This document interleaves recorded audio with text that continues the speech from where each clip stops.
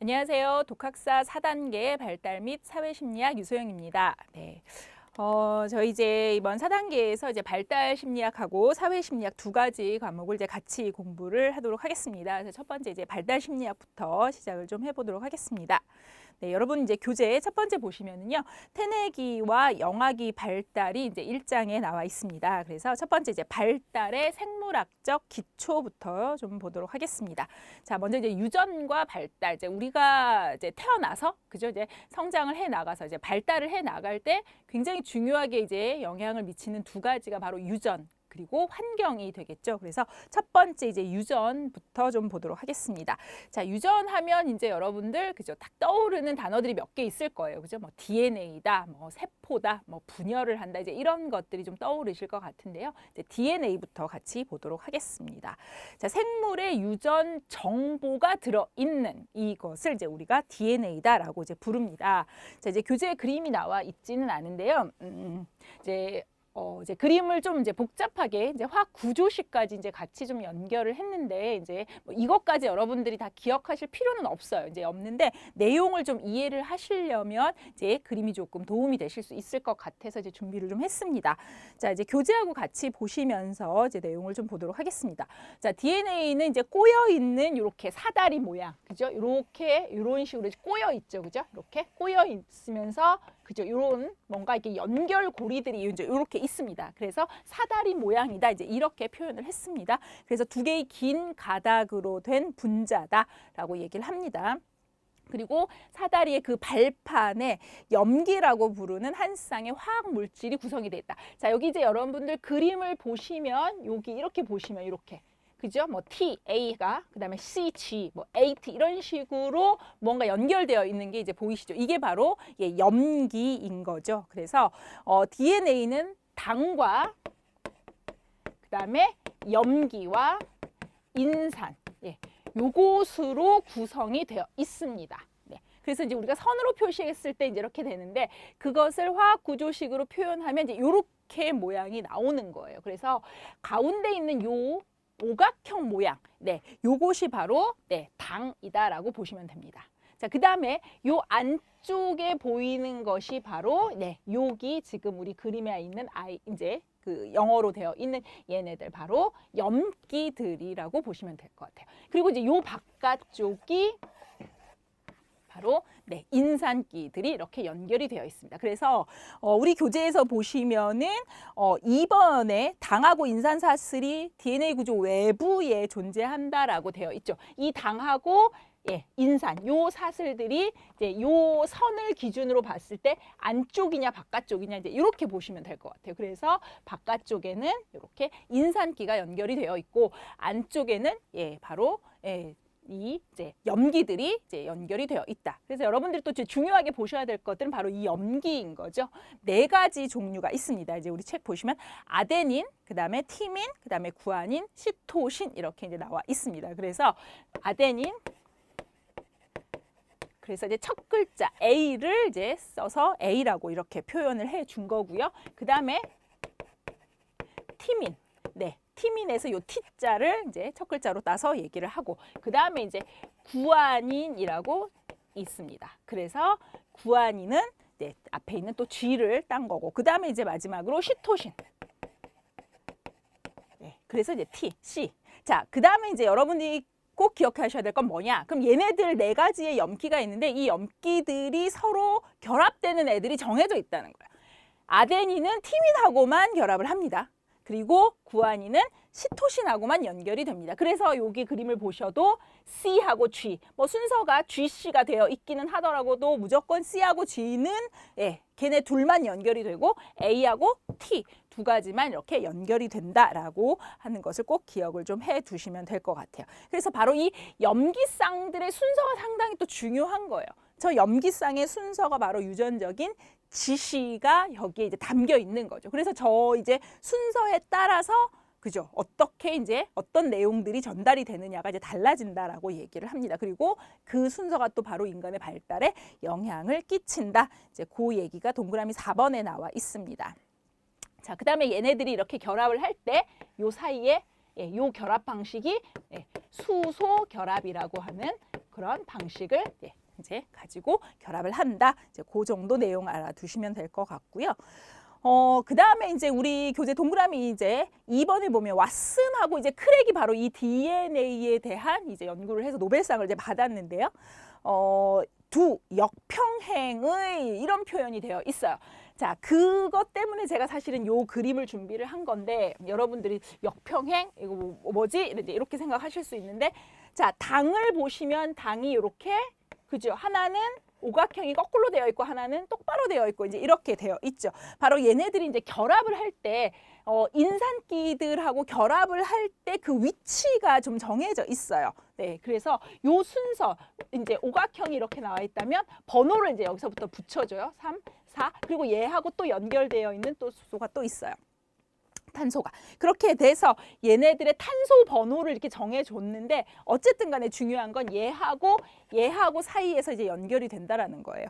그것 때문에 위치가 이제 인산하고 결합을 할 때 하나는 이렇게 뒤집어져 있어요. 그러다 보니까 역으로 거꾸로 평행한 상태를 이제 이렇게 이루고 있다. 이 정도로만 여러분들 기억하시면 됩니다. 우리가 이제 뭐 지금 화학을 복잡하게 알 필요까지는 없기 때문에 이제 그 정도 가시면은 DNA는 될 것 같아요. 자, 그 다음에 이제 2번 염색체로 가보도록 하겠습니다. 자, 염색체는, 자, 그러면은 이제 염색체 또 이제 그림을 또 준비를 좀 했는데, 자, 여기 세포예요, 세포. 네, 세포 안에 이제 이런 염색체들로 세포가 구성이 되어 있죠. 그래서 염색체 하나를 크게 확대를 해놓으면 이제 이런 식으로 되어 있는데, 얘가 하나의 덩어리인 애가 아니라 그거를 보면 이렇게 막 실처럼 이렇게 꼬여져 있어요.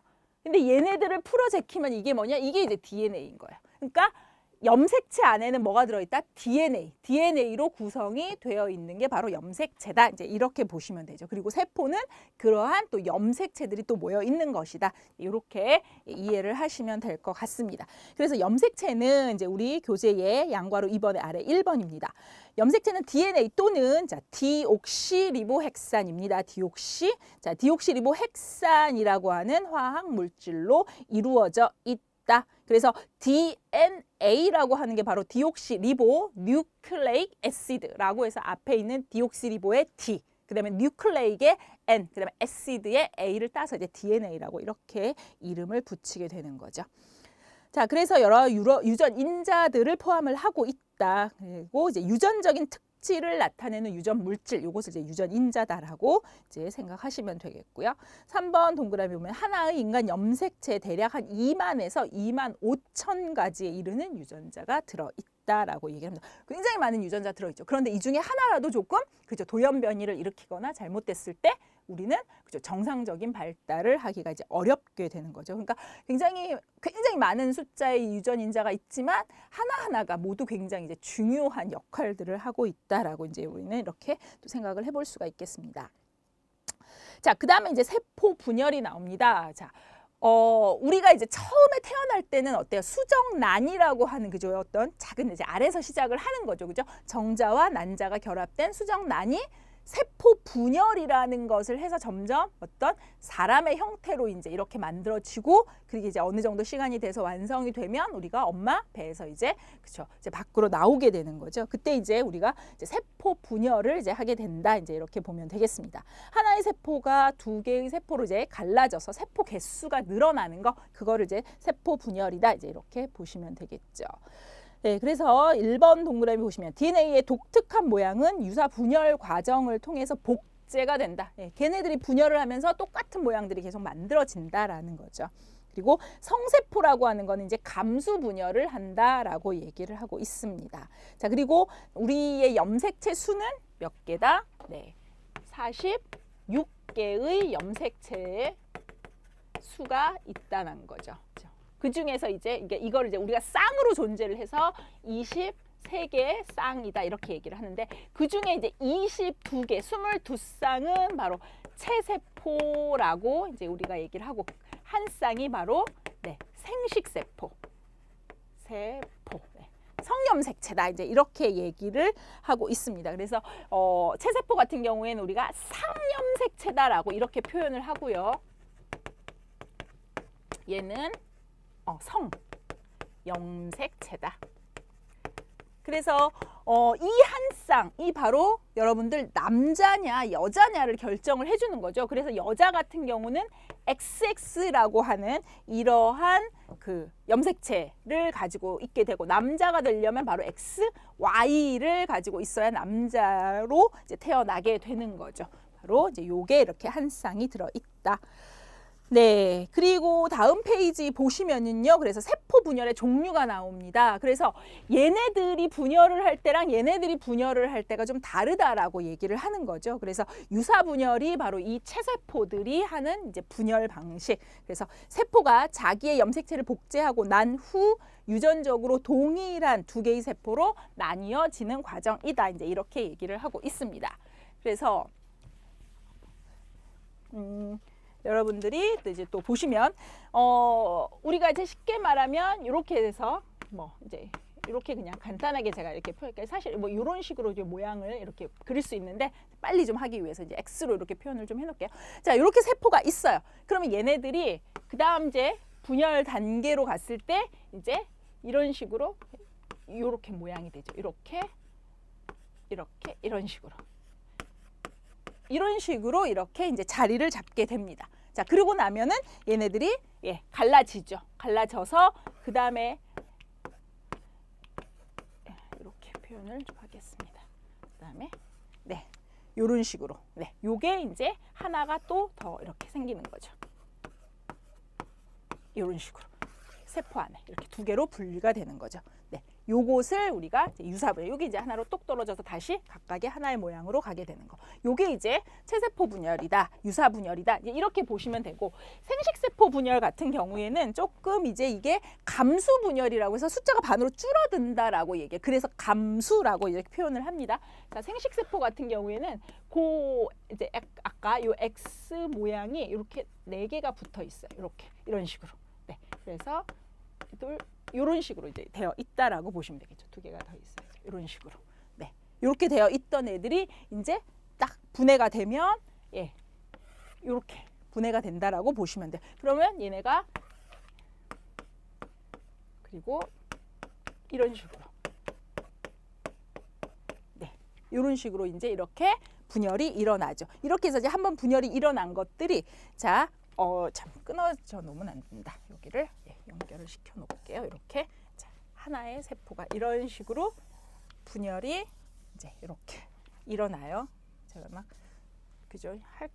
이제 조금 급히 이제 막 하다 보니까 이렇게 되고 나면 자, 그리고 나서 얘네들이 이제 붙어 있던 애들이 요게 이제 이런 식으로 이제 이렇게 갈라지게 되는 겁니다. 그렇게 해서 여기가 이제 똑 떨어져 나가는 요 과정이 이제 생기는 거죠. 이렇게 되고 나서 여기가 끝이 아니고 여기에서 다시 얘네들이 또 이렇게 쉽게 말하면 갈라지는 분열을 한 번 더 한다라고 보시면 돼요. 그렇게 해서 4개의 세포로 이렇게 분열이 된다라는 겁니다. 이런 식으로. 이렇게 그래서 최종적으로 이렇게 나온다. 요게 바로 감수 분열이다. 이렇게 보시면 될 것 같습니다. 얘는 누구한테서 일어난다? 생식세포, 성염색체에서 일어나는 것이고, 아까 봤던 이제 유사 분열 같은 경우에는 체세포에서 이제 일어난다.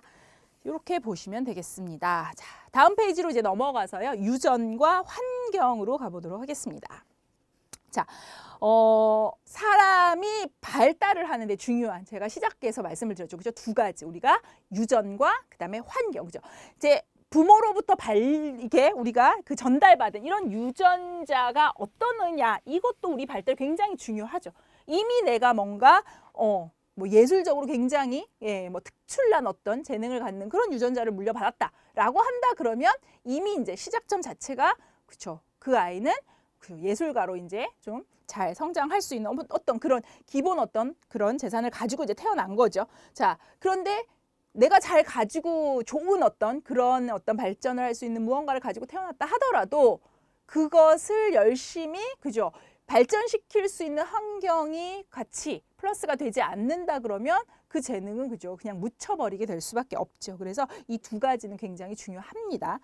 자, 유전의 영향을 그래서 이제 연구를 해봤더니 일란성 쌍생아하고 이란성 쌍생아 이것을 이제 비교를 해봤어요. 그러니까 일란성 쌍생아는 같은 수정란이 이렇게 분리가 돼서 이제 두 사람이 된 거고, 이란성 쌍생아는 수정란 자체가 따로따로 두 개인 거죠. 그게 이제 엄마의 뱃속에, 그렇죠, 그 수정란이 이제 두 개가 착상이 되면서 두 사람이 동시에 나오는 거지만, 일란성은 하나의 수정란이 이제 분열이 이제 두 개로 돼버리면서 두 사람이 이제 되는 거죠. 그러다 보니까 일란성 쌍생아와의 유전적인 어떤 관계가 어때? 굉장히 밀접할 수밖에 없죠. 결국은 어떤 한 사람의 특징을 가지고 있다라고 볼 수 있죠. 그래서 지능지수를 봤더니 일란성 쌍생아들끼리 훨씬 더 유사하더라. 이제 이렇게 얘기를 합니다. 그러니까 유전의 영향이 크다 이렇게 얘기를 하는 거죠.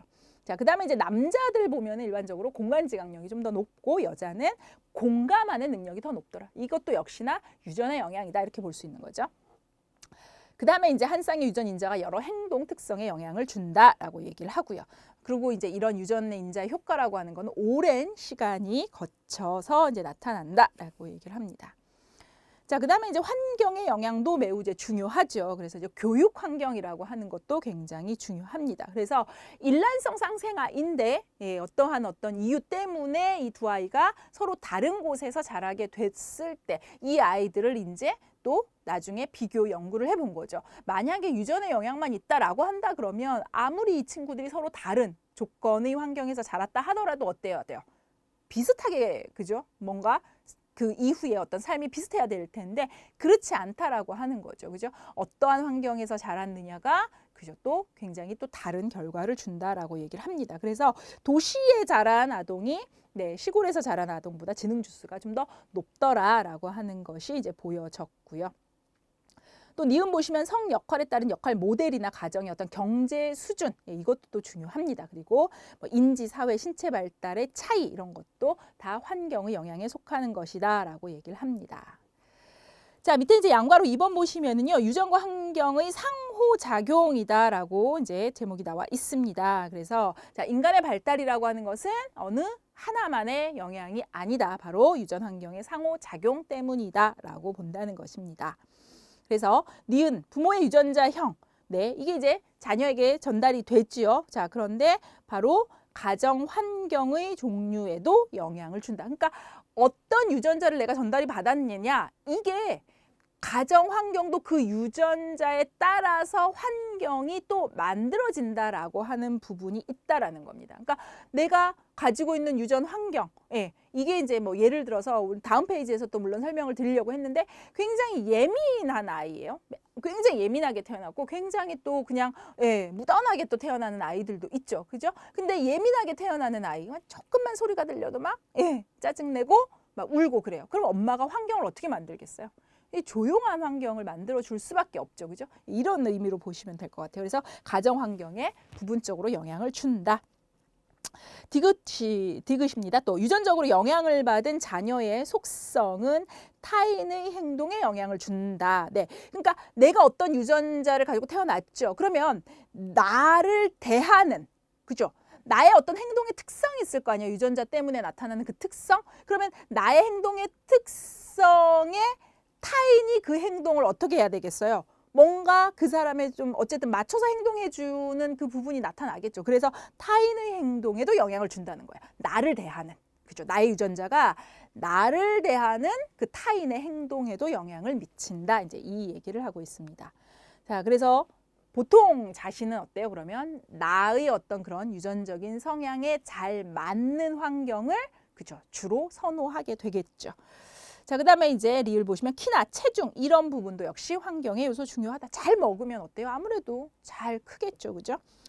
자, 그 다음에 운하화와 반응 범위 2번 동그라미입니다. 자, 운하화라는 건 뭐냐면 환경의 영향을 크게 받지 않고 유전의 어떤 영향에 굉장히 이제 좌우되는 그러한 특성, 이거를 운하화라고 얘기를 합니다.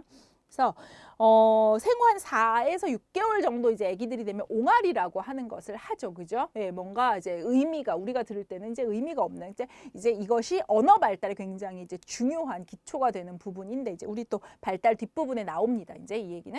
자, 어쨌든 이 옹알이라고 하는 거는 근데 어떤 신체 장애를 가지고 태어난 아기들이라고 하더라도 무조건 4에서 6개월 정도가 되면 옹알이는 무조건 한다는 거예요. 바로 이런 것들이 운화화다라고 보시면 되겠습니다. 자, 다음 페이지에 이제 그리고 지능, 그다음에 인성, 기질 이런 것들의 이제 특징 같은 경우는 얘네들은 그런데 운화화라기보다는 그러니까 타고난 유전의 영향이라기보다는 환경의 영향이 굉장히 큰 그러한 발달을 갖고 있는 요소들이다 이렇게 보면 되겠습니다.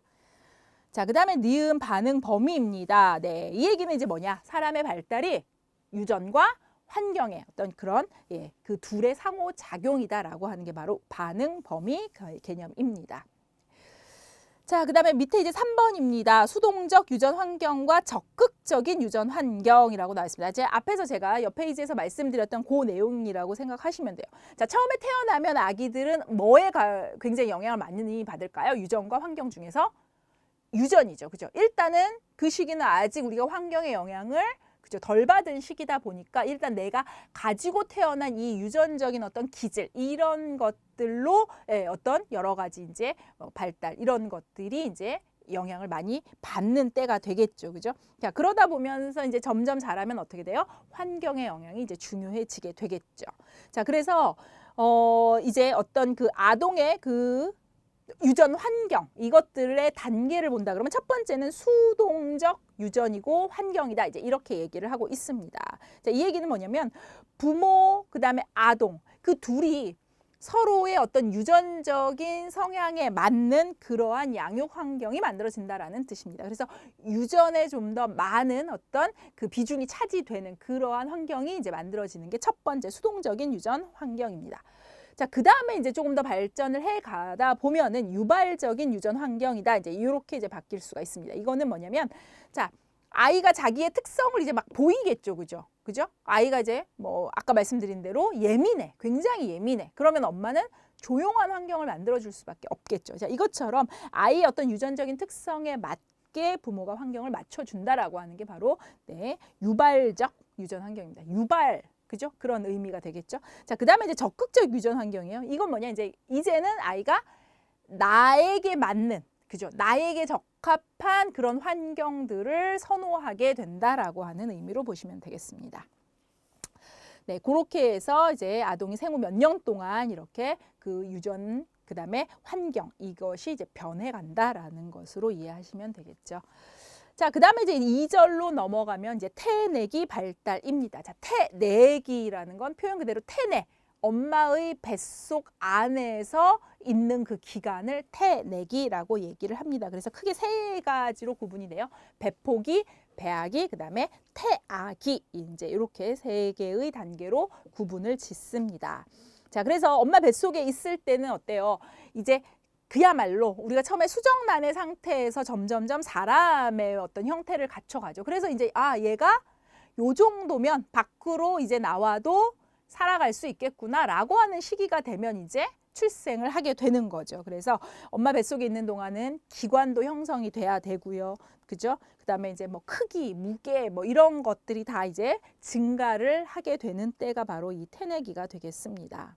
그래서 어떤 개인의 발달, 요때 이제 태내 환경이 굉장히 이제 영향을 많이 줘. 엄마 뱃속의 환경에 따라서 이 아기가 자라는 게 굉장히 또 달라질 수가 있겠죠. 예, 요때 이제 태내의 환경이 영향을 미치기 전에. 근데 태내의 환경이 아이가 이제 자라가는데, 그죠? 출산되기 전까지 자라가는데 굉장히 영향을 미쳐요. 자, 그 다음에 태내의 환경보다 그 전에 유전적인 환경이 영향을 미치는 그 기간도 역시 존재를 하겠죠. 그죠? 엄마 뱃속도 역시 우리가 살아가는 세상처럼 어떤 하나의 환경이 되는 거잖아요. 그죠? 그러니까 아기들도 처음에 태어나서는 어때요? 자기의 유전적인 성향을 좀 더 많이 드러내다가 점점 시간이 지나면서 점점 자라면서 주변 환경이 좀 더 많은 아이의 발달에 영향을 미치는 거죠. 그것처럼 개인 발달에 태내 환경의 어떤 영향이 미치기 전에 관여되는 그 시기가 있죠. 그게 바로 유전이다. 이제 이렇게 보면 될 것 같습니다. 자, 그래서 이제 태내기 과정은 배포기, 배아기, 태아기 이제 이렇게 구분을 하고 배포기 같은 경우는 처음에 수정이 돼서 2주 정도까지를 배포기라고 얘기를 합니다. 자, 그 이후부터 8주 정도, 한 2달 정도 될 때까지를 배아기, 그 다음에 그 이후부터 이제 출산 전까지를 태아기 이제 이렇게 얘기를 합니다. 자, 그래서 여러분 교재 보시면 양과로 1번의 배포기입니다. 수정란이 자궁벽에 착상할 때까지의 기간을 바로 배포기라고 얘기를 하는데, 이때 가장 중요한 건 뭐냐면 바로 급격한 세포 분열이다라고 얘기를 합니다. 그렇죠? 네. 배포기. 네. 수정란에서부터 한 2주 정도까지를 얘기를 하는데, 이때 아주 중요한 게 급격하게 세포 분열이 일어나는 시기가 바로 요때. 그래서 수정란이 자궁벽에 착상할 때까지의 기간을 바로 배포기다라고 얘기를 합니다. 자, 그 다음에 이제 이 아주 중요한 시기예요. 배아기. 물론 이제 태 내에 있는 그 기간들이 다 중요해요. 다 중요하지만 아주 더 중요한 기간이 바로 요 배아기입니다. 요때는 이제 뭐냐면 신체 기관들이 만들어지는 시기예요.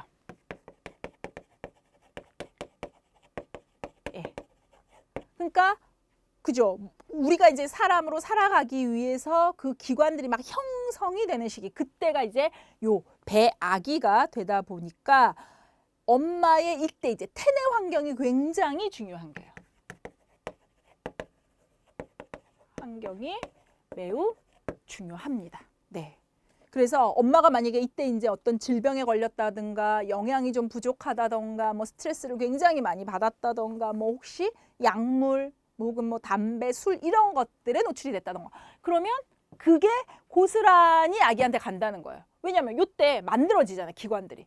그죠? 그러니까 그 물질의 영향이 아기의 어떤 신체 기관이 만들어지는 그 어떤 타이밍에 딱 맞아 들어갔다. 그러면 이제 그 기관에 문제가 생겨버리는 게 이제 요때가 되는 거죠. 그래서 모두 엄마가 임신을 했을 때는 늘 조심해야 하지만 특히 요 시기에는 그래서 아무리 아파도 약도 먹으면 안 되고, 네, 그죠? 잘 먹어야 되고, 그죠? 예, 여러 가지로 신경을 좀 많이 써야 되는 게 특히 요때입니다. 그리고 자연 유산도 요때 이제 좀 잘 되는 시기가 되고요.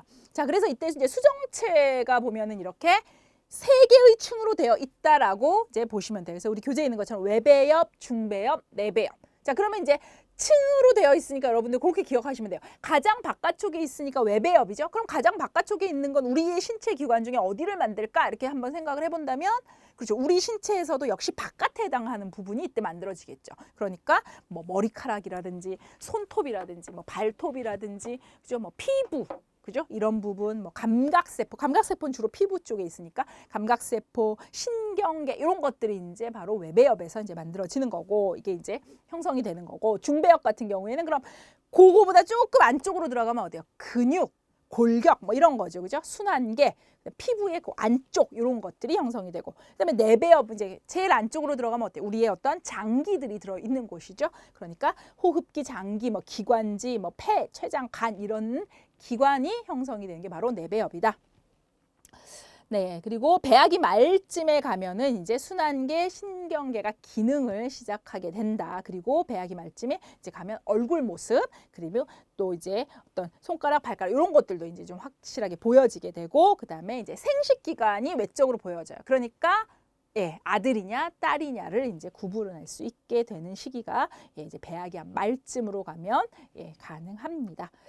자, 그 다음에 이제 태아기로 넘어가서요. 출산 전까지의 기간이 되겠죠. 그래서 기관이 좀 더 이제 이미 배아기 때 기관들은 다 이제 만들어질 애들은 이미 만들어졌어요. 그 다음에 할 일은 뭐야? 얘네들이 이제 정교화돼야 되죠. 좀 더 튼튼해져야 되죠. 그러니까 기관들이 정교화되고 뭔가 이제 좀 커지고, 그렇죠? 사이즈도 커지고 좀 기능도 좀 더 원활해지고 그런 시기가 바로 태아기가 됩니다. 한 4개월 말쯤 되면 태아의 움직임도 느끼게 되고 5개월경에는 뭐 딸꾹질, 뭐 빨기, 삼키기 이런 반사들도 뱃속에서 하게 된다. 그리고 손톱, 땀샘, 솜털 이런 것들도 이제 보여진다라고 얘기를 하고 있습니다. 네, 그래서 그리고 이제 눈이 발달하는 시기, 그다음에 중추신경, 근육도 세밀하게 발달하는 게 바로 태아기이다. 자, 그래서 밑에 이제 여러분 나와 있는 그 내용들을 우리 지금 앞에서 한 내용이니까 여러분들 정리하실 때 요건 좀 보시면 좋겠습니다. 그래서 여기는 태내기 발달 이렇게 이제 보시면 좋을 것 같아요. 자, 다음 페이지에서 그럼 태내 발달에 영향을 미치는 요인을 보겠습니다. 자, 엄마 뱃속 환경이 굉장히 중요하다고 그랬어요. 특히 요 배아기 때. 그죠? 배아기 때 특히 이런 기관들이 분화가 되니까 엄마의 뱃속 환경은 매우 중요하다라고 얘기를 했죠. 자, 어떤 것들이 중요한지를 좀 보면 첫 번째 영양 상태죠. 그래서 임산부들 어때요? 잘 먹어야 된다라고 얘기를 하죠. 그러니까 여자들이 늘 다이어트에 고민이에요. 그렇죠? 늘 다이어트를 해. 평생이 다이어트가 어떤 우리의 어떤 숙명인 것처럼 여자들이 이제 살아가는데 마음껏 그죠? 다이어트 고민 안 하고 마음껏 먹을 수 있는 어떤 유일한 시기가 바로 임산부일 때다라는 얘기도 하고 있죠. 자, 그래서 영양이 왜냐면 이 내가 먹은 영양분이 다 어디로 간다는 거예요. 아기한테 이제 간다라는 거죠. 그죠? 근데 사실 엄마한테도 많이 가요. 그러니까 이제 너무 마음껏 먹으면 이제 또 살 많이 찌죠. 자, 그래서 체중 미달, 조산, 뭐 성장 지체, 지적결함, 사산 이런 의 위험성도 영양에 따라서 생길 수 있다. 그리고 특히 임신 초기의 영양 결핍이 바로 뇌와 신경계의 지장을 초래하는 바로 이것 때문이죠. 이 초기잖아요, 이때가. 그죠? 자, 그다음에 임산부의 질병, 여러 가지 뭐 성병이라든지 또 이런 것들은 이제 아이가 사망에까지 이를 수가 있고요. 그다음에 정신지체, 시청각 손실, 유산 이런 것들이 엄마의 질병을 통해서 아이에게도 이제 이렇게 영향을 미칠 수 있다. 그다음에 뭐 외에도 풍진, 홍역, 독감 뭐 많죠, 그죠? 예, 뭐 많은 질병들은 어쨌든 아이에게 특히 이제 이런 병들은 사실 아이를 갖지 않은 사람한테도 굉장히 좀 어려운 병이잖아요. 그러니까 당연히 아이한테는 크게 영향을 미칠 수 있는 거죠. 네, 심하면 이제 사망까지 이를 수 있다라고 얘기를 하고요. 특히 이제 임신 1개월 이내에 풍진에 걸리게 됐을 경우에 58%의 신생아가 장애를 보일 수 있을 정도로 굉장히 위험하다. 절반이 넘는 숫자가 장애를 보일 수 있다. 그리고 한 2개월까지는 26에서 한 36% 정도까지 3명 중에 1명 정도는 문제가 생길 수 있다라고 얘기를 합니다. 그리고 한 5개월 정도가 넘어가면 이제 영향이 없는 것으로 알려져 있다라고 얘기를 하죠. 그러니까 5개월 정도 되면 어때요? 이제 완전히 기관이 이제 잘 만들어져서 이제 아이가 쑥쑥 잘 자라기만 해주면 되는 그 기간이 되죠. 그러니까 우리가 특히 임신 초기에 조심해야 된다라는 게 바로 이런 이유들이죠. 자, 3번에 임산부의 임신부의 정서 상태, 엄마의 정서 상태도 우리의 어떤 뭐 영양이라든가 이런 질병 이런 어떤 신체적인 상태뿐 아니라 정서적인 상태도 굉장히 영향을 많이 미칩니다. 그래서 뭐 굉장히 스트레스를 많이 받는다든가 굉장히 정서적으로 불안정한 상태다 엄마가 이러면 그게 또 고스란히 아이에게도 전달이 됩니다. 그래서 아이가 출생 후에 정서적인 불안정을 보일 수 있다. 자, 연령도 중요합니다. 그래서 노산인 경우에 참 위험하다라는 얘기를 많이 하죠. 그죠? 그래서 초산이 노산인 경우가 위험하다라는 겁니다. 처음 아이를 낳는데 그 첫 출산의 나이가 그죠? 노산인 경우 그럴 때 이제 연령이 높을수록 지적 장애의 확률이 좀 높아진다라고 얘기를 하고 있습니다. 특히 노산인 경우에 다운 증후군이 굉장히 이제 많이 태어날 수 있다라고 하는 그런 관련성이 좀 얘기를 하고 있죠. 자, 그러면 무조건 나이가 어린 게 좋냐? 그건 또 아니라는 거예요. 10대 이렇게 출산하는 거는 아기의 어떤 체중 미살, 또 미숙아 이런 위험도 있다. 자, 그다음에 약물 복용 매우 또 위험하죠, 그죠? 질병만큼이나 이제 위험합니다. 그래서 진정제라고 하는 탈리도마이드를 복용을 했을 때 아기의 어떤 사지 발달의 결함, 또 마약 또 이런 경우에는 신체 장애 지적 발달을 수반을 하고요. 특히 이제 3개월 정도까지 그죠? 거의 이제 요 배아기를 얘기를 하죠. 요때 이제 가장 약물에 취약하다라고 얘기를 합니다. 그래서 기형 유발 물질 테라토겐이라고 하는 기형을 유발하는 물질 이런 것들이 굉장히 이제 임산부에게 위험한 시기이다. 이제 태아에게 위험한 시기이다. 이제 이렇게 보면 되겠습니다.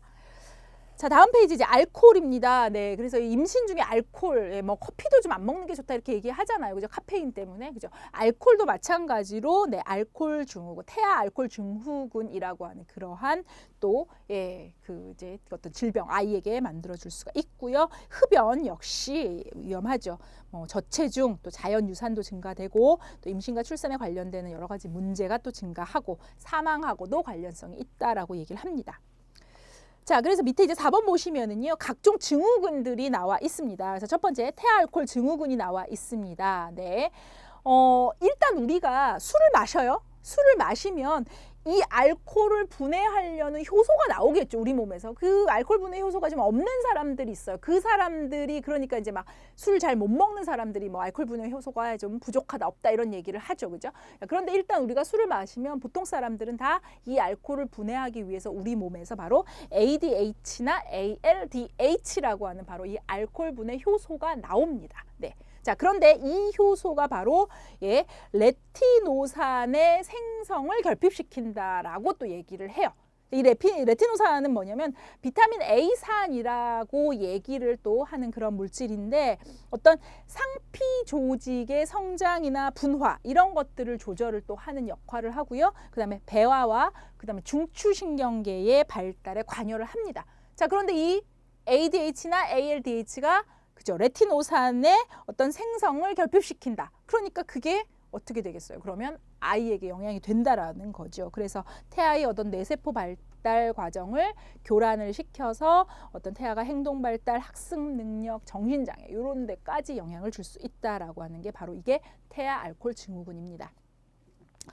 자, 그다음에 이제 다운증 후군은 앞에서 얘기했죠, 그죠? 초산이 노산인 경우에 아무래도 이 이제 다운증 후군, 아이를 낳을 확률이 좀 더 젊은 엄마보다 좀 더 많다라고 얘기를 하고 있습니다. 자, 다운증 후군은 가장 많은 비율을 차지하고 있는 그러한 이제 그 어떤 그 질환이다 이렇게 볼 수가 있겠습니다. 그래서 21번 염색체가 바로 3개가 존재하는 거죠. 그러니까 우리가 염색체가 46개가 정상적인 개수인데 다운증후군 47개인 이제 모습을 보이는 거죠. 그래서 21번이 3개다라고 얘기를 하고요. 네. 그래서 600에서 한 700명 중 노산인 그 주부들 보통 35세 이상을 이제 노산이라고 얘기를 하는데 700명 중에 1명꼴 사실 상당히 이제 많은 숫자가 되는 거죠. 자, 그다음에 두 번째로 이제 많이 나타나는 그러한 이제 증후군이 바로 에드워드 증후군입니다. 여기는 이제 18번 염색체가 3개인 경우다 이제라고 얘기를 합니다. 장기가 기형이거나 전신 지체 장애 그리고 대부분 한 출생하고 10주 이내에 사망을 하게 된다라고 얘기를 합니다. 자, 다음은 이제 클라인펠터 증후군입니다. 자, 여기는 이제 성염색체의 어떤 이상이 있어서 나타나는 거죠. 자, 남자의 모습을 보이고 있어요. 자, 그런데 남자인데 여자의 특성이 또 같이 나타난 거예요. 자, 여자는 XX고 남자는 XY죠. 그죠? 근데 XY인데 요게 하나가 더 있는 거예요. 혹은 3개일 경우도 있고. 네. 이런 식으로. 그래서 어떤 여성의 어떤 특징, 뭐 가슴이 발육을 한다든가 이런 식으로 여성의 어떤 그런 외형을 가지고 있는 남성의 모습을 보인다 뭐라고 이제 이해를 하시면 될 것 같아요. 자, 그다음에 터너증 후군은 이제 반대로 보시면 돼요. X 염색체가 더 생겨서 생기는 거죠. 클라인펠터 증후군은. 터너 증후군은 XX가 정상의 여자가 가지고 있는 성염색체잖아요. 근데 X만 있는 거예요. 이렇게. 그러다 보니까 여자는 여자인데 여성의 어떤 이런 그 여러 가지 이제 그 특징들이 또 나타나지 않는 거죠. 네. 그래서 2차 성징이 나타나지 않는다라는 그런 특징이 있습니다. 그래서 여성성을 좀 갖지 못한다라고 볼 수 있고 또 뭐 목이 매우 가늘다라는 그런 특징도 있다고 얘기를 합니다.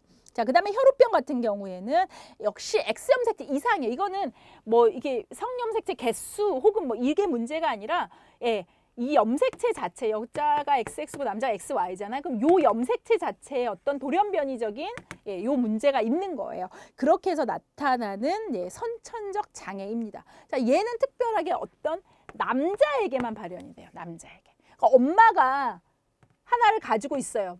이렇게 표시를 해볼게요. 엄마가 어떤 요 인자를 가지고 있어요. 아빠는 뭐 정상이야.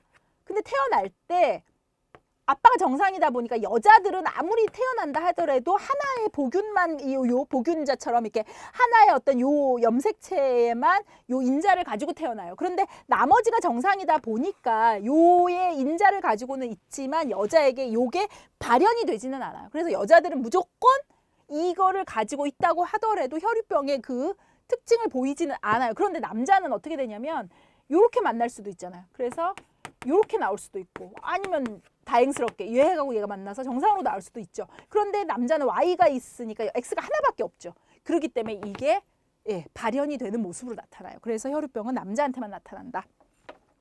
자, 그다음에 크랙 아기. 크랙이 이제 코카인을 정제한 것을 크랙이라고 얘기를 합니다. 그래서 뭐 이런 그 마약을 이제 복용을 했을 때 나타나는 고러한 증후군이다. 그래서 뭐 몸의 크기가 작고 머리둘레도 비정상으로 작고 지능이 낮을 가능성이 있다. 자, 그다음에 페닐케톤 요증, 이거는 이제 단백질 대사 이상 장애다라고 얘기를 합니다. 이제 특히 페닐알라닌이라고 하는 그 이제 단백질 분해 물질이죠. 이것도 일종의 단백질인데 얘를 분해하는 효소가 부족해서 이제 생기는 건데 출생 즉시 이제 식이요법을 좀, 왜냐면 얘만 분해시켜주는 뭔가를 이제 우리가 섭취를 하면 되겠죠. 그죠? 그래서 정상생활 유지할 수 있다. 자, 그 다음에 X염색체 결함 증후군은 남성에게 이제 많이 나타난다라고 얘기를 합니다. 얼굴이 길고 귀가 당나귀 모양이다. 이렇게 얘기합니다. 자, 그 다음에 이제 출산기로 넘어가게 되면은요. 자, 우리가 281 얘기를 합니다. 그래서 이제 40주를 얘기를 하죠. 그렇게 되면 아이가 이제 모체 밖으로 나오게 되는 거죠. 그래서 초산일 때는 보통 한 12시간 정도가 걸리고, 그 다음에 이제 이후 출산 경험이 있는 경우에는 한 6시간 정도의 어떤 그 시간이 걸린다라고 얘기를 합니다. 그리고 진통이 바로 불규칙하게 자궁 수축으로부터 이제 이 진통이 오게 된다라고 얘기를 하고, 3단계로 나누어지는데 개구기, 만출기, 후산기. 이제 개구기는 자궁 경부가 이제 열리는 시기를 얘기를 합니다. 그래서 아기의 머리가 통과될 수 있을 정도의 이제 요게 열리는 그 크기가 되고, 만출기는 이제 아기의 머리가 산도를 통해서 이제 움직이고 밖으로 완전히 나올 때까지의 단계. 그다음 후산기는 이제 아기는 태어났고 태반하고 탯줄이 나오는 단계를 얘기합니다. 자, 출산 시 굉장히 엄마도 고통을 겪죠. 그렇지만 아기들도 굉장히 큰 고통을 겪는다라고 얘기를 합니다. 그 좁은 산도를 뚫고 나오려니까 얼마나 아기가 힘이 들겠어요. 그죠? 그러다 보니까 아기도 이제 고통인데, 자, 그런데 이제 아기는 또 잘 안 내려오는데 또 뭐 산도는 더 좁고 뭐 이런 경우들도 있겠죠. 그러다 보면은 장기적으로 진통이 이제 너무 오래 갈 수가 있어요. 그러면은 아기에게 산소 공급이 잘 되지가 않을 수가 있죠. 그래서 난사는 굉장히 태아한테 위험을 줄 수가 있습니다. 그래서 많은 압력이 가해져서 출혈이 생길 수도 있고 산소 결핍증 또 혹은 신경계의 손상을 가져올 수도 있다. 그래서 너무 진통을 많이 하는데 도저히 아이가 나올 기미가 안 보인다 그러면 이제 의사들은 이제 제왕절개를 해서 아이를 낳는 방법으로 이제 이렇게 빨리 이제 또 조치를 취하죠. 자, 임신 28에서 37주에 출산을 하려면 우리가 이거를 조산이다라고 얘기를 하고요. 체중 미다라는 정상 시기에 태어났어도 만약에 2.5kg가 안 된다라고 하면 이제 체중 미다라고 얘기를 합니다. 그래서 이 이제 그 체중 미달인 경우가 처음에 태어날 때 산소 결핍인 경우보다 좀 더 지속적인 인지적인 결함이 있을 수 있다라고 얘기를 하고 있습니다. 그리고 대부분 미숙아는 한 4세경 정도 되면은 정상하고 크게 이제 차이가 없게 된다라고 얘기를 하고요. 약간의 산소 결핍들은 아이가 태어날 때 이제 다 겪는 고러한 일이다. 그래서 일반적인 보편적 현상이다. 이제 이렇게 얘기를 합니다. 네, 이렇게 해서 저희가 이제 2절까지 제가 같이 좀 공부를 했습니다. 그래서 여러분들 좀 처음에 이제 유전 부분에 대한 거, 뭐 저희가 처음에 그림 보여드렸던 거, 뭐 거기에서 이제 화학 구조식까지만 이렇게 기억하실 필요는 없고요. 내용을 좀 이해하시는데 좀 도움이 되라고 제가 올려놓은 그림이니까 너무 여기에 이제 크게 신경 쓰지 않으셔도 됩니다.